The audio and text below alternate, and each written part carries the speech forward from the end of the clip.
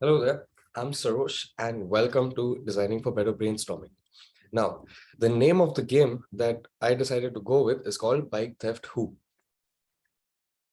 So, before we get into the game, just to set a little context and give you a bit of fun facts, bike theft is a very common crime that occurs in Toronto as well as North America. It is more than 4,000 bikes are stolen every single year, which in Toronto itself, with an average of 11 bikes per day, which is a decently high number. And as a victim of this crime myself, I would like to come up with a solution for this problem and see what in how many ways and how many creative ways can we solve this problem and which one of these is most effective. Now, the game's objective is basically to come up with a solution for the bike theft problem by applying design and critical thinking and coming up like basically thinking out of the box or within the box, whichever one you think is more effective, and trying out different iterations and practicing the process of design thinking. Now, coming to the instructions. So the first thing I need each group to submit is a sketch of their solution. It could be the user interface of an app. It could be a physical product or device. It could be as simple a simple thing as a lock as well. Entirely up to you. Now, I also need you all to write a description of no more than 200 words that talks about the solution that you've come up with. This should include things like what your solution is, like what kind of a product is it, and how it works. So the participants will be divided into teams of 5. So you can either go ahead with the same group that you're using for this assignment, or you can come up and create a new group with people that you know better or are more familiar with. Up to you. Excuse me. So the strategy. So what I would recommend you all to do is to apply design thinking, and how to do this is by empathizing with your users. So put yourself in the shoes of someone who's had their bike stolen, and keeping that in mind, come up with design iterations or sketches. Try and think of multiple scenarios when designing the solution. So don't just think of uh, one way of the bike being stolen, in the sense like you parked it somewhere and now it's gone. So that is the first and most basic scenario. However, I'd like you all to think more on it, like, say for example, you want to track your bike at all times, or you want to say you come up with a device that just an example, say you come up with a device that lets you know that your bike is being stolen. So think on how you can alert the user if you go with that option, or say you go with the lock as well. So think of ways that you can that can lock the bike in such a way that stealing any part is virtually impossible. Also, I want you all to practice and improvise the design iteration skill, which is the most important skill for this game, which is basically that whatever idea pops into your head, just sketch it out. Try out your first sketch, then move on to your second sketch, move on to your third sketch. The point is to apply creativity and not be afraid of putting what you're thinking onto the piece of paper. So a digital platform for this assignment is, there's no digital platform really, it's just sketching and writing on paper.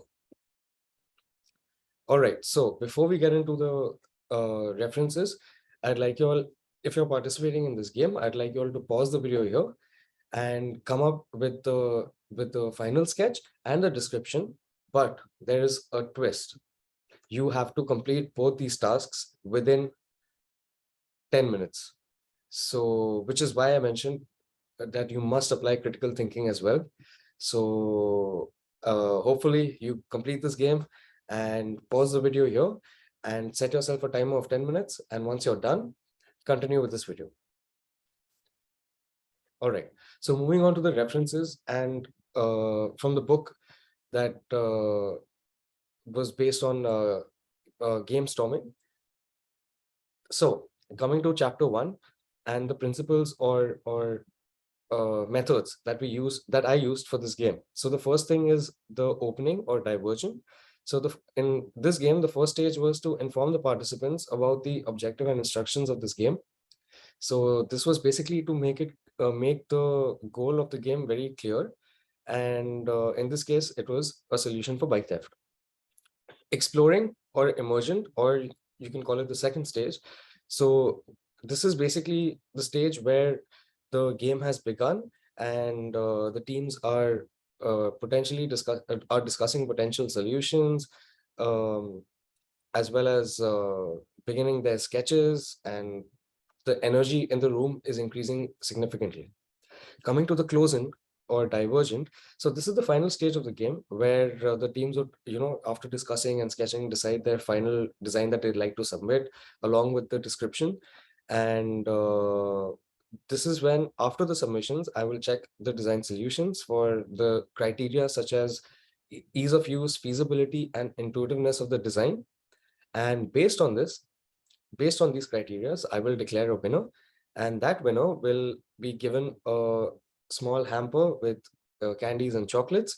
However, each participant will also be given a few candies for their sportsmanship and their sportiness, and for participating and showing uh, enthusiasm, and being encouraging, and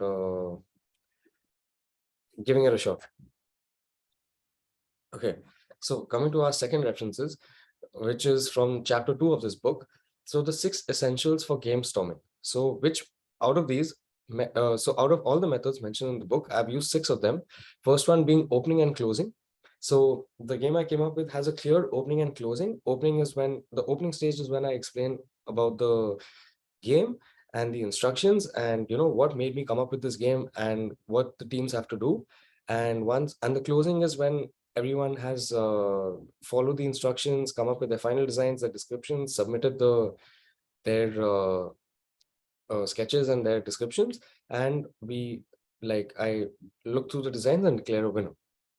So sketching and model making. So this was a very, very important method I had to apply based on the nature of my game. The game involves design thinking and sketching, or the design iterative process, and model making as well, depending on the kind of solution they select. So this was an important essential that I needed for the game.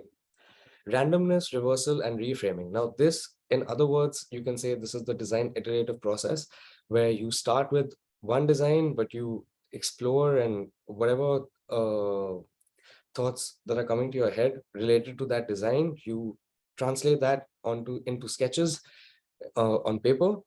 And the first design can lead the way for your second iteration, which can lead the way for your third iteration, where you improvise or completely change the design, entirely up to you. And basically it helps discover different ideas that you think can be effective for solving the problem.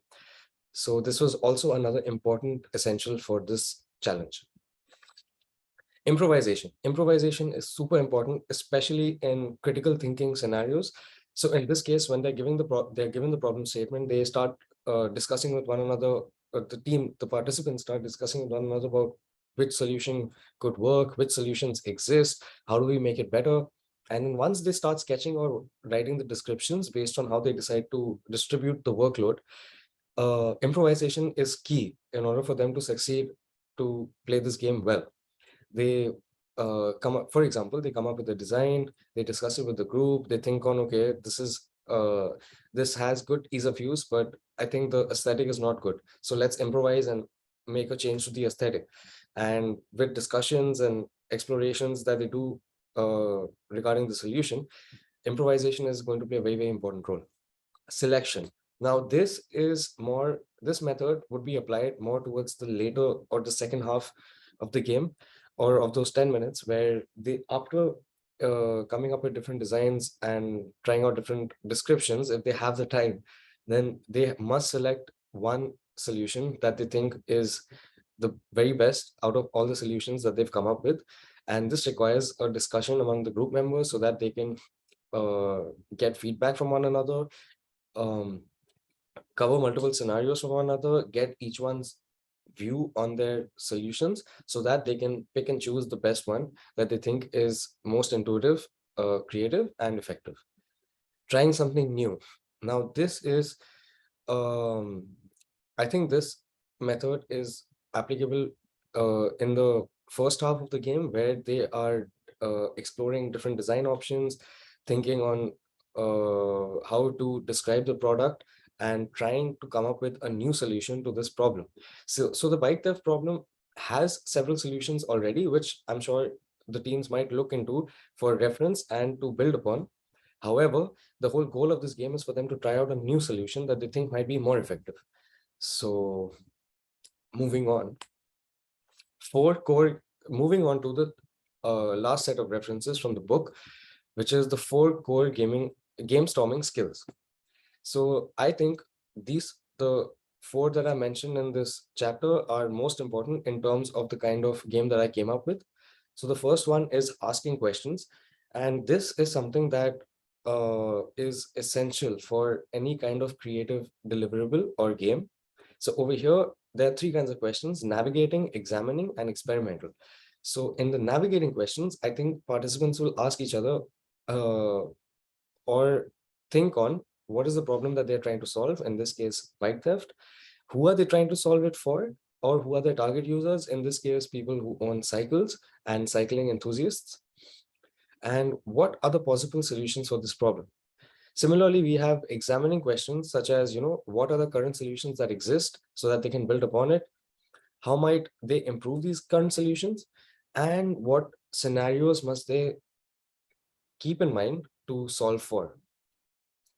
And in the experimental questions, we have things like, this is more with regards to the description of the product, things such as how does the design work?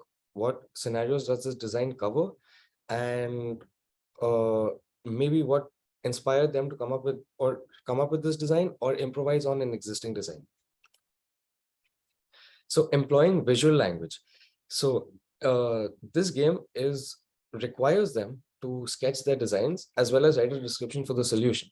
So the first deliverable focuses significantly on employing visual design, where they translate their thoughts into sketches, whereas the second half requires them to write it out. So yeah, this applies to the first half of the game, or first deliverable of the game. Improvisation, once again, because like I explained, improvisation is super important when it comes to design thinking as well as critical thinking. Any kind of game or way to play requires improvisation, whether it be a physical sport, whether it be a mental game. It could be pool, could be badminton, basketball, football.